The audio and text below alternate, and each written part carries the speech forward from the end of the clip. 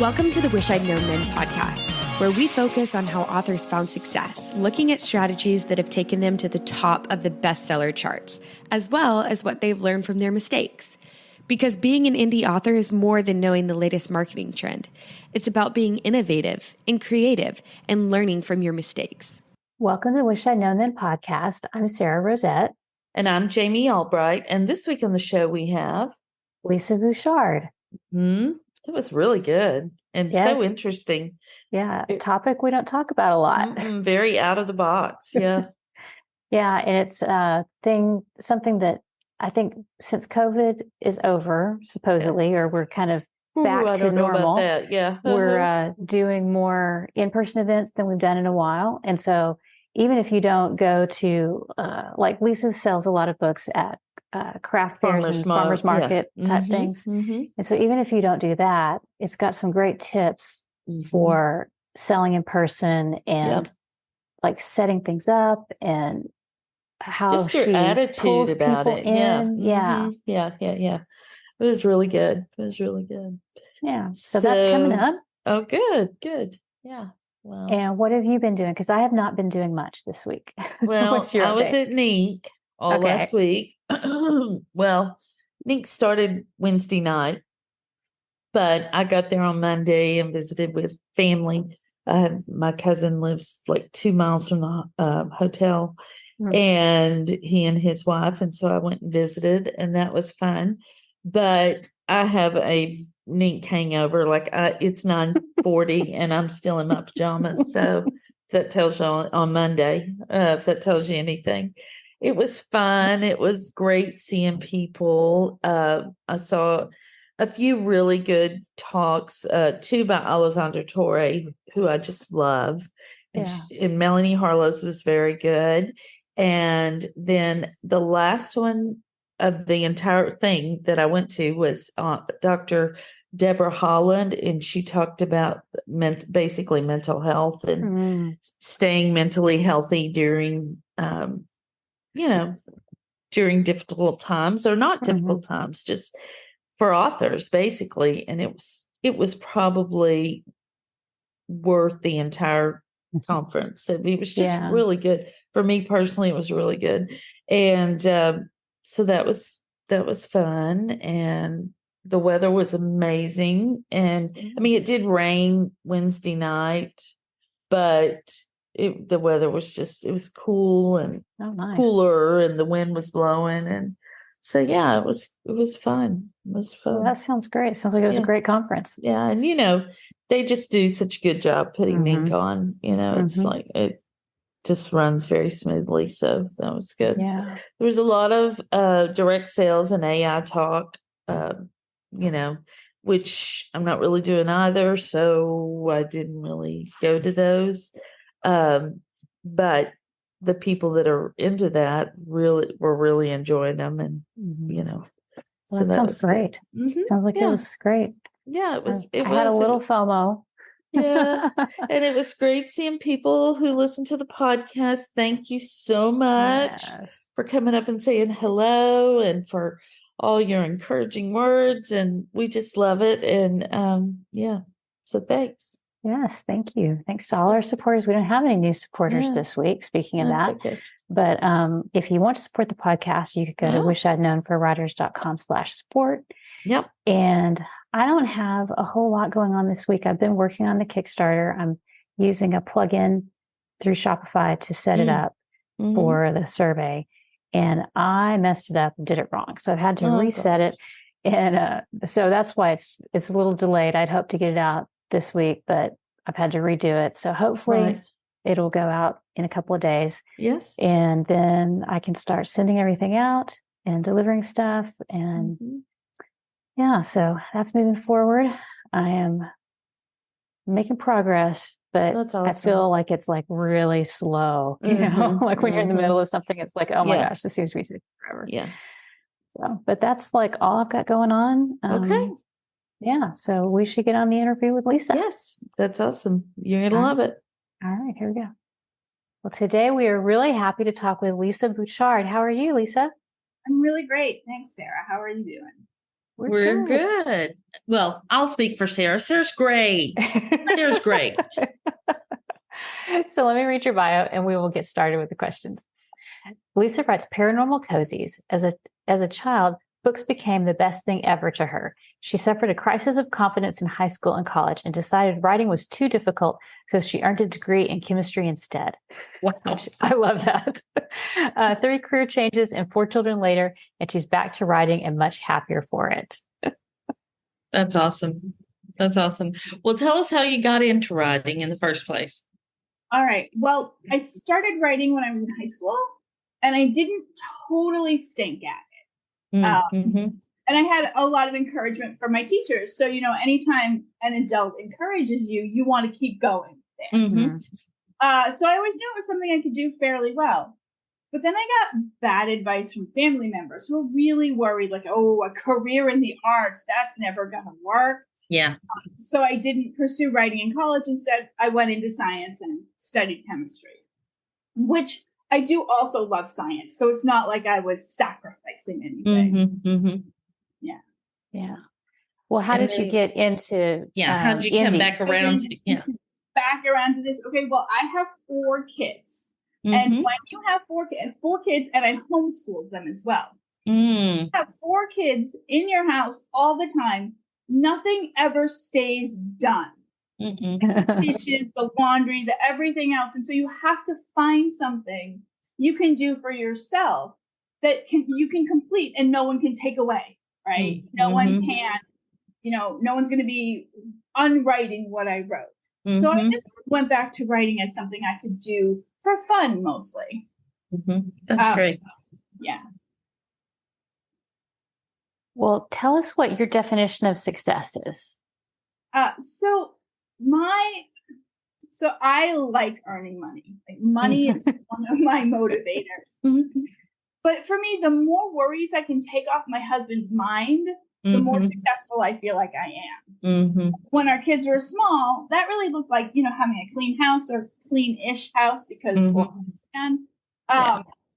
Having food prepared so that we weren't scrambling around for meals and, having our finances in order. So he could just kind of focus on work and stuff he wanted to do with the kids. But now it looks like my income taking over more of our family bills. Yeah. So our 30th anniversary was on Tuesday. And so he's been working really hard for these past 30 years. And I feel like, not that I haven't been, but I feel like now I can take some of that financial pressure. Yeah. Yeah. That's nice when it works out that way. Like, you can, if you're a pair, you can kind of figure out the ebb and flow of the income and stuff. That's really nice when it works out that way. Yeah. I remember having that same feeling, of, wow, I'm happy I can do this when I first started earning money because, I never worked full time outside the home. I always worked. Well, that's not true, but for the most part, I didn't. I worked part time or I just kept kids at home and stuff. And so didn't make a lot of money doing those things. So when I started making money, that was very exciting for both me and my husband. He was probably really excited like my husband was. He was like, this is awesome. Keep writing after keep writing. 15 years of... My husband says he dares me to start making more money than he does. Like, I dare you. That's funny. Well, what do you wish you'd known about writing and craft when you started? So when I first started, the first book I ever published was in 2012. And what I really wish I knew way back then was what the work of a good editor looked like. I didn't know. It was my first published book. I'd written a few others and they were kind of bad. And so I wrote this one and it was only a little bad. So I thought, okay, I'll get an editor and I'll publish it. And the editor just did not do a super great job for me. I think that the few pages I sent as a test, she did great on, but I think her enthusiasm petered out or she got too busy, whatever happened. Definitely by the end of the book, she was really phoning it in and it shows. It really showed. And so I wish I had known that wasn't adequate work. Instead, what I thought was, oh, well, she didn't have much to say. I must be better than I thought I was. Yeah. Yeah. Yeah. That's difficult when you're starting out because you don't really have anything else to compare it to. Exactly. So, yeah. And I didn't want to be the kind of writer who was always saying, oh, my work's no good. Don't read it. It's terrible. Like, I wanted to be that kind of person who had confidence in her work. And so I tried maybe a little too hard to believe that it was better than it was. Well, what as we do. Yeah. No notes. Terrific. Yeah. Excellent. I must be perfect. Well, what about marketing? What do you wish you'd known about marketing? Oh, for marketing, it's not so much a thing I wish I knew, but it's a thing I wish I'd paid more attention to, which was, don't market your first book when you've got or your first 2 books. When you've only got a couple out, it's just going to take your time and your money. And everybody says that. And did I listen? No, I didn't, because I still have this unfailing optimism that like people are going to love my books. They're great. And I do think that the books that I'm publishing now are great and people do love them. But still, it's just such an uphill battle to try and market so early on. Right. So when you said you published the first book in 2012, is that when you started your indie publishing journey, or was? So I published one book in 2012, and then my husband lost his job. So then I did a lot of ghostwriting and editing and really transcription, like anything I could do to make money while still staying at home. It took him 2 years to find a job. Oh, wow. Yeah. It was rough. And my big goal was, we will not lose this house. Like, no matter what, we will have a house over our head. And I did that. And I learned really fast. I learned really fast how to write fast. Oh, okay. And, how to write fast, how to quickly read through things, and like what looked good enough, and what my clients would accept for work. So you were doing ghostwriting, not writing your own books. Yeah, no, that was just ghostwriting and editing. And then when he got a new job, I was just like, phew, let's not do that ever again. Yeah. What else would I like to do? Because clearly I need to start bringing in some money, because the kids were older. I'm like, I need to start bringing in some money. We need a little financial cushion. And so I thought about, like, what did I want to do? And I decided physics. Okay. As one does. It's better than that. So I went to grad school, and my area of interest was quantum gravity. So, and Jamie and I have nothing to say to that, because we know nothing about that. It's an area where we don't know much. Yeah. There are some areas where we know a lot of things, and quantum gravity is not one of them. So I wanted to learn.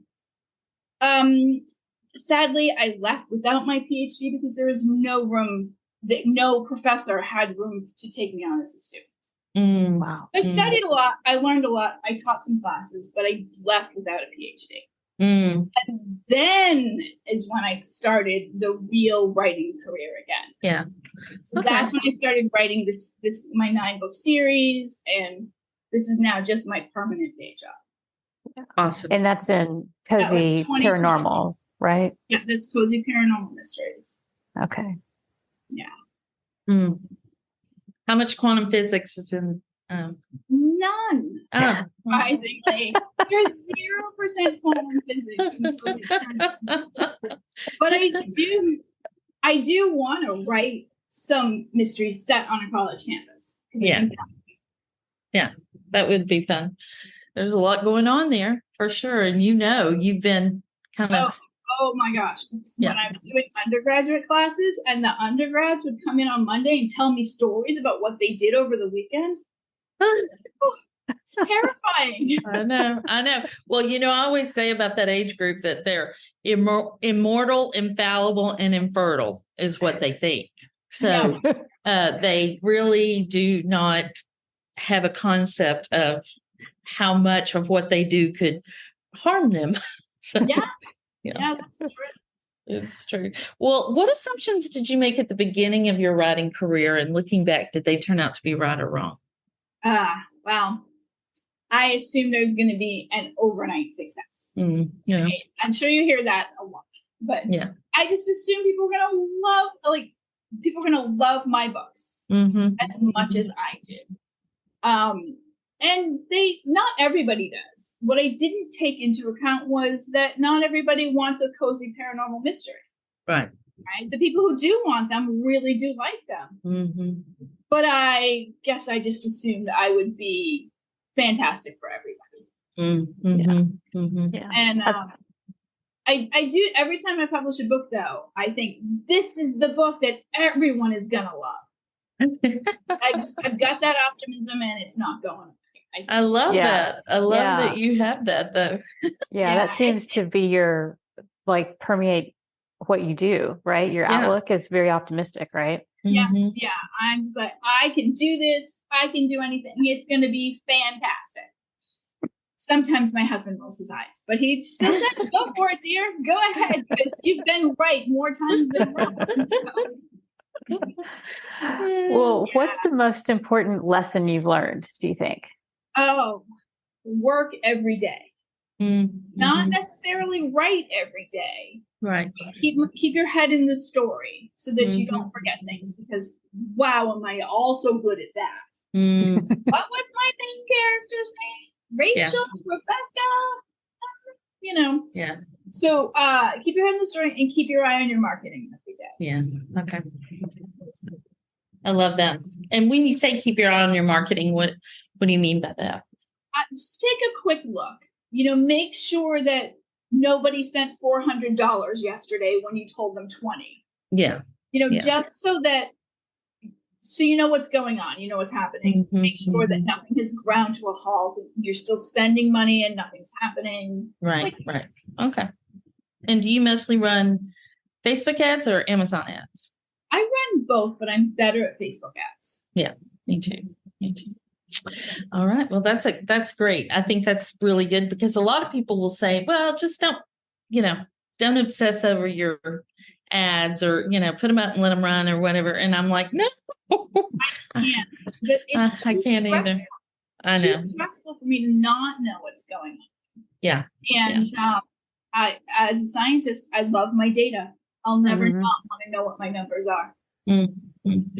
Yeah, that's really interesting, because I don't like data, and so and yet y'all are both very good at ads. So it just shows.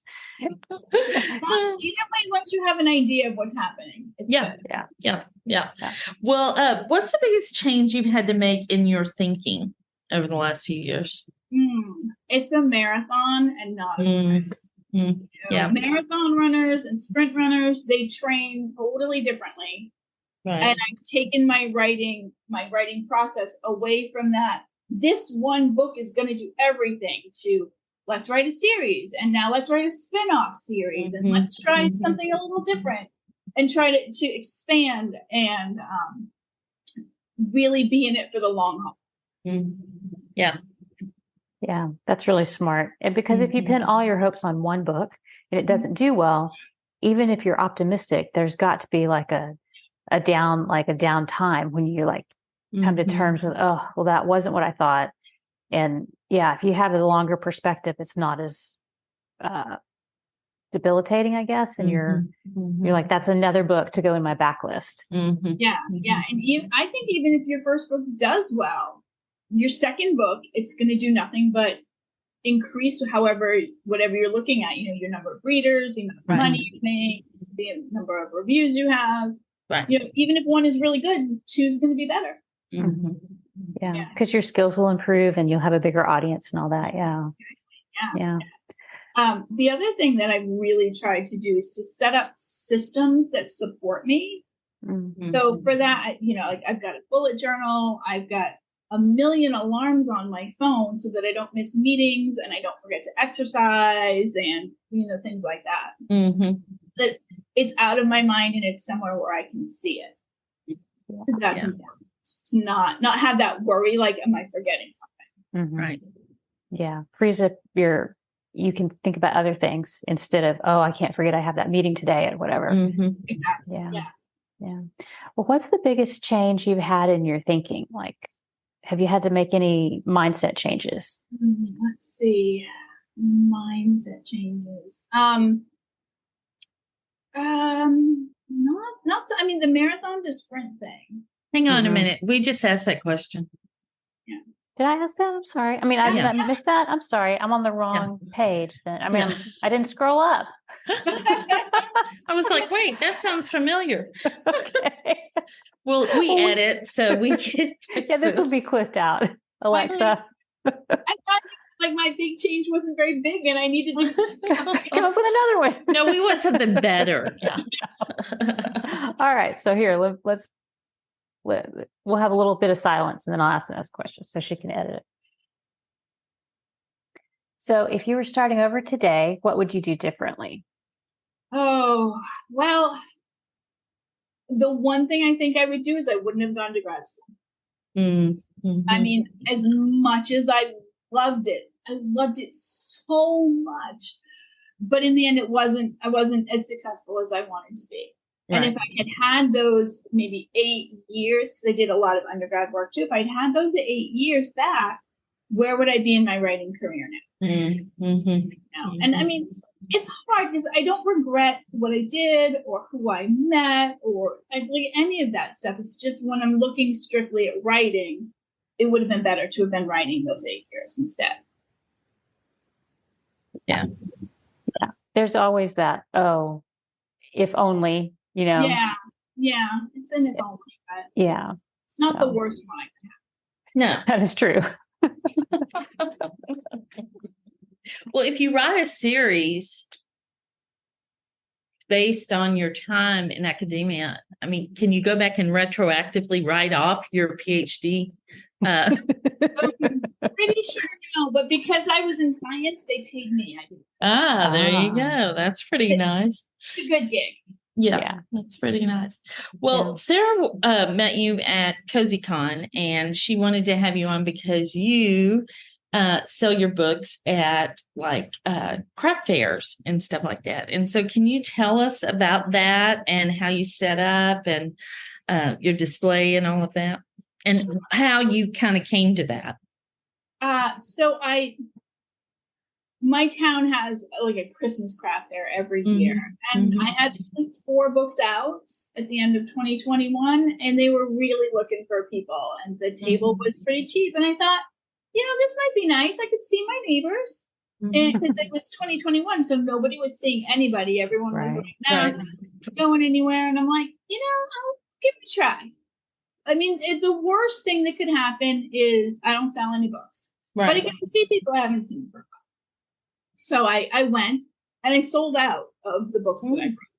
And I was like, whoa, this is exciting. And it was mostly like the moms of my Girl Scouts who bought these books, but I don't care. That's fine. Yeah. And I'm like, wow, well, that was successful. Let's try that again. And so it just sort of snowballed into doing one craft fair a month to like 2 a month. And now this year I tried to book myself for almost every weekend because oh my gosh. I mean, I sell between 50 and 100 books a weekend. So wow. It's nice. It's nice. And so are these all in your local area or how far do you travel for these? The farthest show I travel for is 2 hours. But it's 2 hours going north in New Hampshire, and it's a beautiful drive. I'm up in the mountains. It's worth it for the drive alone. Yeah, honestly. Yeah. So for outside craft fairs, I've got a big tent. It's pink because I want to draw women in because they're cozy paranormals. Guys aren't going to read these books for the most part. And I've got this ridiculously tall 8-foot sign that's got my name and my genres and some covers and whatever, to kind of draw people in so that I don't have people who aren't interested in books coming to ask me what I've got. Right. I have been asked to do a few tarot readings, and I'm like, oh, I'm sorry. I just write fiction. I can't do that. Well, so, keep going. Okay. So I get like a bar stool height table. Chair. I sit next to my table and I just talk to people all day. I tell them, I have Cozy Paranormal Mysteries. They're set in Portsmouth, which is a local town. And that's a really big draw for a lot of people. And I hand them the book. I hand it the book back cover side up so they can read the back and see if they like it. So to talk about at CozyCon, you talked about you have a hat you wear, right? Oh, yeah. I've got a witch's hat. It's black. It's got a big pink band around it and a ginormous flower on the side, and it just draws people's eyes. Everything I can do to get people to look at me, look at my books, look at my tent is good, because people they'll see books and they get like this glazed over look. It's like PTSD from having to read things in high school they didn't want to read, and they just keep going. So if I try to look interesting and fun rather than like school related, people are more likely to stop. Right. Yeah. And so then do you end up selling like first book in the series, or do you try to sell all the books in a series? I mean, how do you? I try to sell all the books in the series. I sell mostly first ones. But I've got, one book is for $20, 3 books is for $50. It's a 9-book series, so 9 books are $140. So there's like a little bit of a discount. And I'll usually sell a lot of 1 books, maybe 3 or 4 sets of 3, and then 1 or 2 sets of 9. So it's nice. And now, so this is my second full year of doing craft fairs. People are coming back and they're like, I'm so glad you're here because I got whatever I got last year and I need more. Yeah, that was going to be my other question is like, do you feel like you exhaust the audience, or are you moving around enough that you see new people every week? I see new people every week. There is one family that I think goes to every single craft fair and never buys anything. I'm not great with faces, but over the couple of years, I know these people, and but I definitely see new people all the time.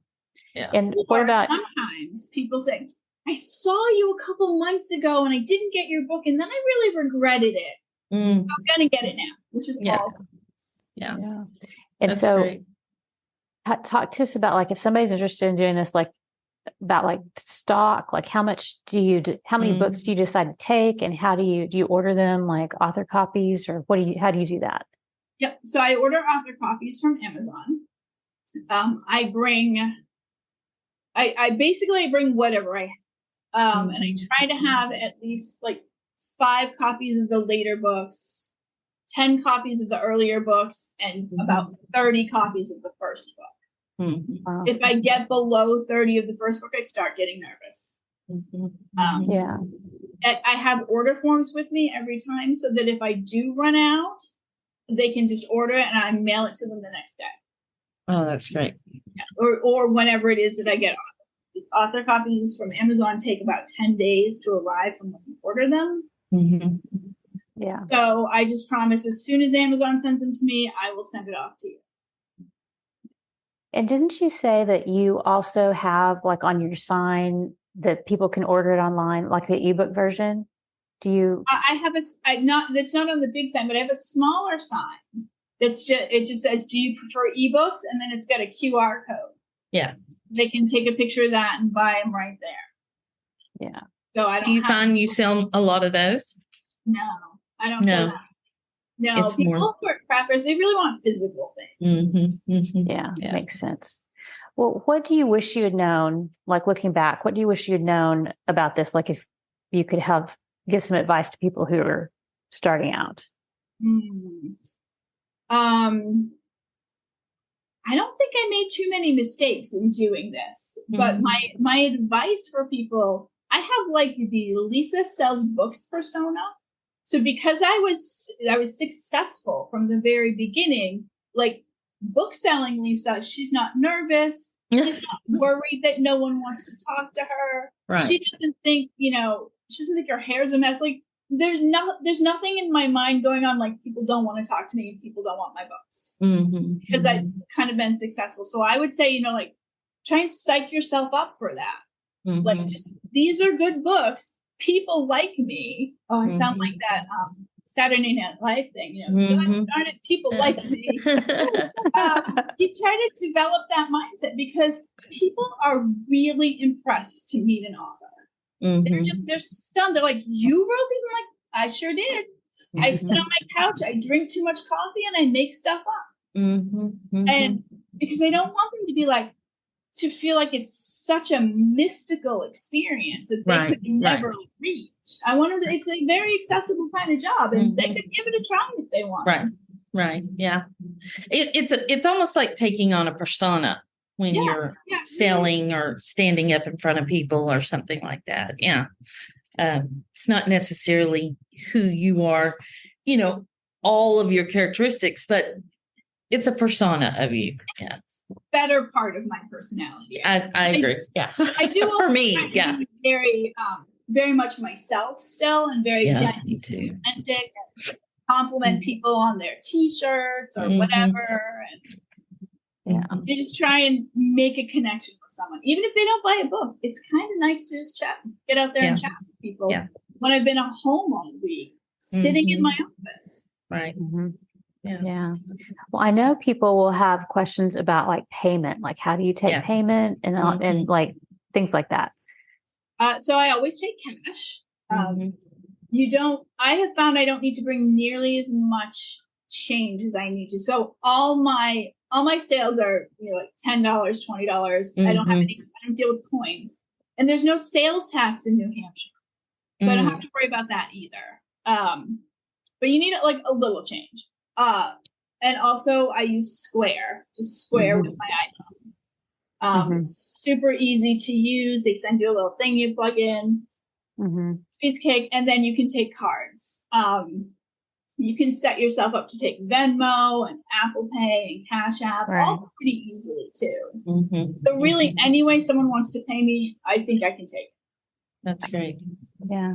And then do you do any like bundles or special things like bundled physical books for your table and stuff? Yeah, that's what she was saying, at 3 and then 9. But I mean, like, do you create a bundle? Oh, you create the bundle. Yeah. So I just get ribbon, and I learned this from another cozy writer when I went to a conference, 20 books. She just tied up 3 of her books with a little ribbon, and it makes it look special to people. And it also draws attention to the idea that you can get these 3. Like, why are these wrapped up? Why are these special? Like, they're a little less expensive. They do 3s and 9s wrapped up in ribbon. Nice. I do. I love that. Yeah. Yeah. Because why not sell 3 books instead of 1 book? Or 9 books. Or 9 books. Exactly. But even if I sell 3, I know that when they're done reading those 3, they're going to want the rest. They're so invested in the story that these 9 books tell, they're going to come back for the rest, whether they come back to another craft fair, or they order from my website, or they go to Amazon or whatever. Yeah. So do you see your sales increase online after you do these events? I do. Yeah. Okay.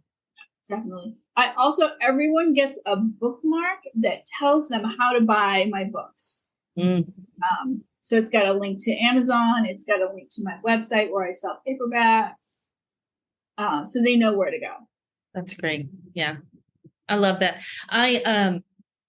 It's a little bit like book signings, but a little more casual too, I think, than book signings. And, but any tips for us if we're wanting to do that? Like, where do you find these craft fairs? If you know you're going, do you send out an email? Do you collect emails? I mean, I'm just wondering about all that. Okay. So I found them. I just searched online. Online and on Facebook, people advertise their craft fairs all the time. On Facebook as well. There are scammers who will pretend like there will be a legit craft fair, someone, and then someone else will come along and say, "This is my fair, pay me." Yeah. And then you get, this has never happened to me, but it's happened to people I know. And then you get there and they say you're not on the list. Paid the wrong person or whatever. And then you get stuck. So you need to be careful to make sure you get the right person. Right. At least here in New England, there are a few companies where this is just their job to set these craft fairs up. Oh, so wow. I go with those because they're larger. You're going to get going through some more people seeing my books, which means more people. I do also, I have a sheet out for people if they want to join my mailing list. They can join if they buy books. They can join if they don't buy books. I don't care. Okay. You want to hear from me? I'm happy to talk to you. That's great. That's great. Well, what's the average cost of a table? Is there one, or does it vary? No, it varies dramatically. Some tables, so the table in my town was $20. Oh, wow. Yeah. But these larger companies, $200, $250. So, I mean, it can be expensive, but you're going to sell more there too. Correct, because it's just larger. Yeah. Exactly. I've only had one craft fair where I did not make back the cost of the table. Oh, so it's not bad. And that was not a really expensive table either. So it was just kind of a dud of a show. So I was really worried when I first signed up for like the first $200 table. I'm like, yeah, I might lose money here, but I'm going to try. Yeah. We'll see what happens. And do you have are there, I know probably every area has a local craft fair, farmer's market type thing, but are there bigger events that you can go to, or do you stick with the smaller, local ones? I go to the bigger, I guess you would call them sort of medium size. So we've got things like state fairs, and in Massachusetts, there's the Big E, which has got thousands of vendors, and I don't go to something that big. Yeah. Okay. I go to places that are 100 vendors and less. Okay. Yeah. That's smart. Yeah. That way you don't get lost, Yeah, I don't get lost, and it's what I can afford. Honestly. If I had a weekend where I had a $200 table and I didn't sell books, it would stink, but it wouldn't be a problem for the business. Right. If I had a $1,000 table and I just totally missed the market and no one wanted to buy books, that could be a problem. Okay. Yeah. All right. That's I think strategic way of looking at it. Yeah. Yeah. I think it's a very interesting way to diversify, because we keep talking about direct sales, and it's just an in-person direct sale, right? It's not, it's just a way to sell your books online, and then you can do this in person and have another stream of income. Yeah. Right. And I get out in the sun in the summer and talk to people. Yeah. Get a little variety, get away from the desk or the couch, wherever we're writing. Yeah. Exactly. Yeah. Well, what's the best thing you've done to set yourself up for success, do you think? I get enough sleep. Oh, really? Wow. That's amazing. That's a great one. It's not a thing a lot of people do. No. Yeah. I feel called out because I stayed up late last night watching Netflix. I go to bed when I'm really tired. And I don't wake up until I wake up, or I don't get up until I wake up, because I don't need to. I'm a writer. I can do that when I want. And I don't work when I'm tired. So, because I've learned that lesson the hard way. Yeah. And, done some horrible things with advertising money. Fixed it the next day, but still, I was too tired to be paying close attention. So I don't work when I'm tired, and I get enough sleep. And I'm really fortunate. I mean, my husband's got his job where he pays most of the bills now. So I can take my time. I can rest and not worry about pushing myself too hard and maybe making mistakes, forgetting my main character's name, forgetting the villain. I have done that, forgetting which one of them was the killer. Which is very important. It is, and readers will notice that. They pick up on that pretty fast. It's just the small things, But the big things they're going to really pick up. Yeah. That's true. Well, this has been great and just very informative and kind of a new and different topic that we don't talk about that much. Right. So thank you for sharing all that with us. Where can people find out more about you and your books? So me and my books, you can find me at lisabouchard.com. Excellent. And your craft fair. I was going to say, and look for Lisa if you're in the Northwest. Northeast, I mean, at your local craft fair. If you're in the Northwest and look, you're going to be looking a while. But I do have a page on my website that says where I'm going to be. Oh, really? Awesome. That's smart. That's very smart. That's a good tip too. Mm-hmm. Yeah. All right. Yeah. Well, we will link to that and to your books, just your main site, and then the site where your events are. Yeah. And we'll have those all in the wishidknownthenforwriters.com website. And if you want to support the podcast, you can find the link there at wishidknownthenforwriters.com/support. And thanks to Alexa Larberg for editing and producing the podcast, and Adriel Wiggins for doing all the admin. We'll see y'all next week. Bye. Bye. Thanks for listening to the Wish I'd Known Then podcast. We hope this episode inspired you, empowered you, and made you laugh a little bit too. If you loved it, tell your friends about it. And if you feel so inclined, leave us a review. We look forward to being with you again next week.